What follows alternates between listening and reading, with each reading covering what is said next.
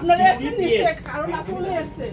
ওই এতদিন তো আসেননি, ভোটের আগে এসেছেন, এতদিন তো আপনারা আসেননি। ইলেকশন আলাদা হচ্ছে না, জেলার এসপি সাহেব কেন আসবে, ডিএম সাহেব কেন আসবে? তারপর আমরা ঠিক আছে, আগে পুলিশের মধ্যে কিছু ব্যাপার ছিল, আপনারা ভয় পেতেন।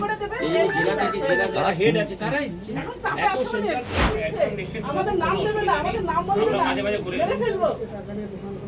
কে আবার? নুরুল সাহেব, আমি নাম বলছি, নুরুল, ব্লকের নুরুল করেছে মিটিং করে। যান তুলন তো দেখি আপনাদের ক্ষমতা থাকলে। নুরুল করেছে, আগে নাম বলতে পারতাম না, এখন বলবো। ঠিক আছে, আপনি নিশ্চিন্ত ক্ষতিটা আমার হয়েছে দাদা। না না, কষ্ট হয়েছে বলেই তো সাহেব এসছে। আগে কি ডিএম সাহেব এসপি সাহেব আসতো? মানে আমাদেরকে প্রাণ তো দিতে আমি বলছি দিদি, আপনার কষ্ট হয়েছে, আমাদের রেকর্ডে আছে বলেই কিন্তু ডিএম সাহেব এসছে, অবশ্যই এসপি সাহেব এসছে, রেকর্ড আছে বলে এসছে।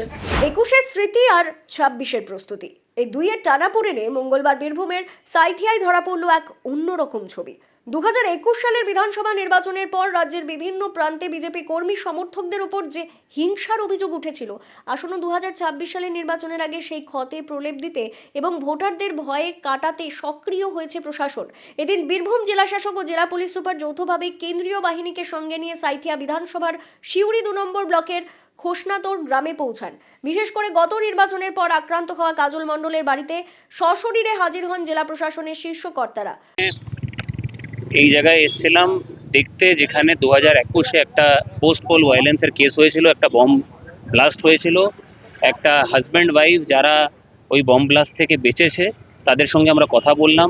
ওরা এখনও খুব চিন্তায় আছে, কোনো রকম অসুবিধা হবে কি হবে না, কিন্তু শুনে ভালো লাগলো কি আমাদের সামনে প্রাণ খুলে ওরা নিজের কথাটা বলল।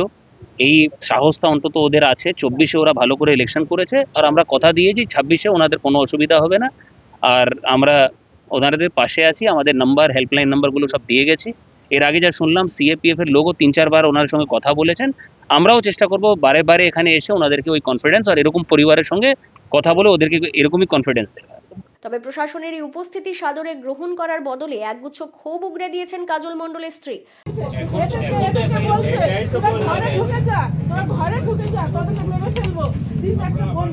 তার অভিযোগ, 2021 সালের নির্বাচনের পর যখন তাদের বাড়ি ও কাপড়ের দোকানে দুষ্কৃতীরা হামলা চালিয়েছিল, দেরার বোমাবাজি ও লুটপাট চালানো হয়েছিল, তখন প্রশাসনকে পাশে পাওয়া যায়নি। বিজেপি করার অপরাধে তাদের ওপর যে নারকীয় অত্যাচার হয়েছিল, সেই যন্ত্রণার কথা মনে করিয়ে দিয়ে তিনি দাবি করেন যে এখন নির্বাচন সামনে আসায় চাপে পড়েই পুলিশ ও প্রশাসন তাদের দরজায় কড়া নাড়ছে। 2021 সালে তৃণমূলের নেতারা আমার দোকানে সব লুটপাট করে নিয়েছিল। আমি বিজেপি করেছিলাম, আমার দোকানে, কাপড়ের দোকানে সব লুটপাট করেছিল। তাতে নুরুল ছিল নেতৃত্বে, 2 নম্বর ব্লক সভাপতি নুরুলের নেতৃত্বে শরীফুল, শ্রীধর মন্ডল, এরা ছিল। তো ওদের নেতৃত্বে লুট হয়েছে আমাদের। তো আজকে যারা এসেছিল কি বললো বা কি? এরা আমাদেরকে সাহস দিয়ে গেল যে আপনারা ভোট দেবেন, কেউ কিছু বললে আমরা আছি, আমাদেরকে নাম্বার দিয়ে গিয়েছে। কারা এসেছিল? এসপি এসেছিল, ডিএম এসেছিল, সেন্ট্রাল ফোর্স এসেছিল। হ্যাঁ অবশ্যই, এখন বেঙ্গল পুলিশের উপর তো ভরসা নাই, কিন্তু সেন্ট্রাল ফোর্স এসছে, ওদের উপর তো একটা ভরসা আছে। তারপর আবার এসপি এসছে নিজে, এখন ডিএম এসছে। যদিও বীরভূম জেলা প্রশাসন ও পুলিশের পক্ষ থেকে পরিবারটিকে আশ্বস্ত করে জানানো হয়েছে যে বর্তমানে পরিস্থিতিতে তাদের ভয় পাওয়ার কোনো কারণ নেই এবং প্রশাসন সর্বতোভাবে সাধারণ মানুষের নিরাপত্তা নিশ্চিত করতে তাদের পাশেই রয়েছে। আমরা ওরা অভিযোগ করেছে, আমরা ওর জন্যই তো আমাদের রেকর্ডে আছে। এই রকম মানুষকেই তো আমরা কনফিডেন্স দিতে এসেছি। আমাদের সঙ্গে ডিস্ট্রিক্ট ফোর্স কোঅর্ডিনেটর আছেন, সিএপিএফ আছে, ওরা আপনাদের সামনেই বললো কি 4বার সিএপিএফ এসছে। তো আমরা সব জায়গায় যেখানে যেখানে গতবার সমস্যা হয়েছে সবগুলো বুথ, সব জায়গায় আমি, ডিএম সাহেব, ডিস্ট্রিক্ট ফোর্স কোঅর্ডিনেটর সবাই যাচ্ছে। আমরা লোকজনকে বলছি আপনারা এবার নির্ভয় হয়ে ভোট দেবেন। আর ওরা বললো, আপনাদের সামনেই বললো কি 24-এ আমরা ভোট দিয়েছি, তখন কিছু হয়নি। এবার আমরা ওদেরকে অ্যাসুরেন্স দিয়েছি, আমাদের পার্সোনাল নাম্বার দেওয়া হয়েছে কি আপনাদের যদি কোনো সমস্যা হয় আপনারা জানাবেন। আর অলরেডি আমাদের এই জায়গায় ডিপ্লয়মেন্ট আছে, সিএপিএফ আছে, লোকাল থানা কা আইসি আছেন, and we will ensure peaceful vote. কোথাও কি প্রশাসনের উপর বিশ্বাস হারার চেষ্টা করেন? 2021-এ ঘটনা হয়েছিল পোস্ট পোল ভায়োলেন্স, তো আপনারা জানেন কি 2021-এ সমস্যা হয়েছিল। এর জন্যই তো অত ডিপ্লয়মেন্ট আর আমরা অত চেষ্টা করছি কি এবার কোনো সমস্যা না হয়, লোকজন ভায়োলেন্স ফ্রি পিসফুল যে আছে ভোট করতে পারে, ফেয়ার ভোটিং হতে পারে।